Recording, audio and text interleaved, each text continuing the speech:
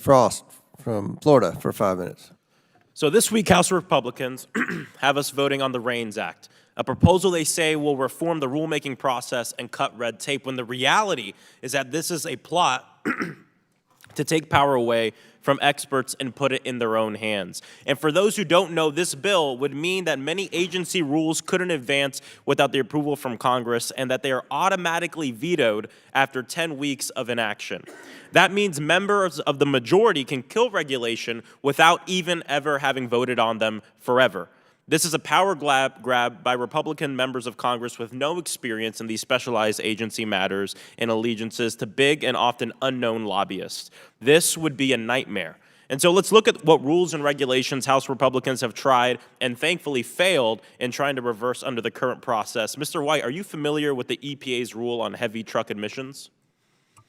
In general, yes. Republicans try to shut down the EPA's change in heavy truck emission standards enacted to keep our air clean. By 2045, it would have prevented kids from missing over 1 million days of school, up to 2,900 fewer premature deaths, and a net $29 billion in benefits annually. Mr. White, is knowledge and experience of clean air and fair industry standards a prerequisite for becoming a member of Congress?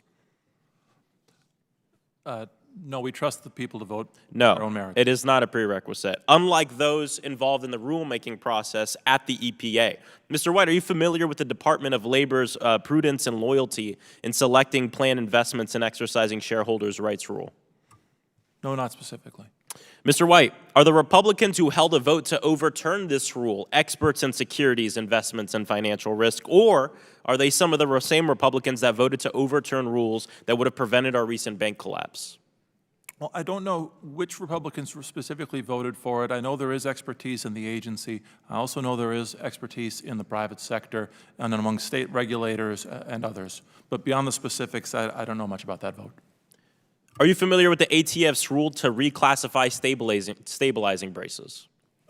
Generally, yes. Yesterday, House Republicans held a vote to try and overturn this rule, which would require background checks for rifles to be converted into assault weapons. Mr. White, is the ATF a body of elected Republican officials who in 2017 received $5.9 million from the gun lobby? I'm sorry, I don't know the answer to that question. I'll ask it again. Is the ATF a body of Republican elected officials who received over $5 million from the NRA?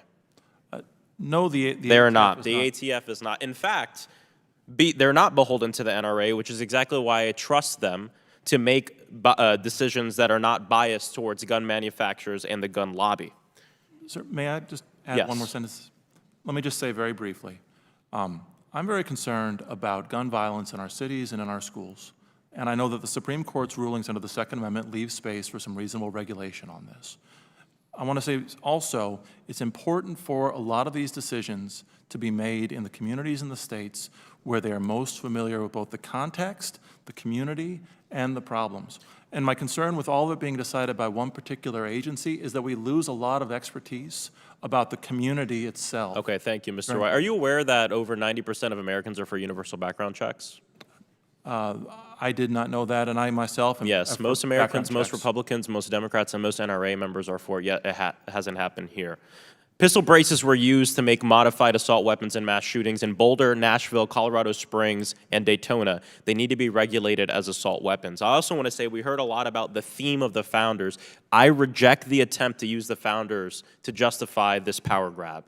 In history, we take the best with us and we learn from the worst. There are many themes that the founders had that we reject now.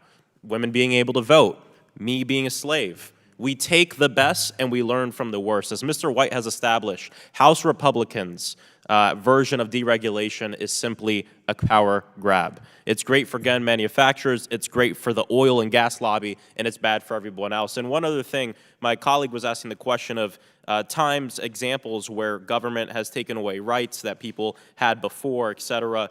My colleague brought up the right to bodily autonomy. I also want to bring up the fact that in Florida, we passed Amendment 4, the people passed Amendment 4, to give voting rights to people with previous felonies. 12 of those people went to vote and were given a card that said you're registered to vote. And Ron DeSantis and the Republican legislature sent a police force to their door, arrested them, brought them to jail for a right they were told they had by the government. This has happened before, but just in ways that impact poor and working people. Thank you. I yield back. Chair recognizes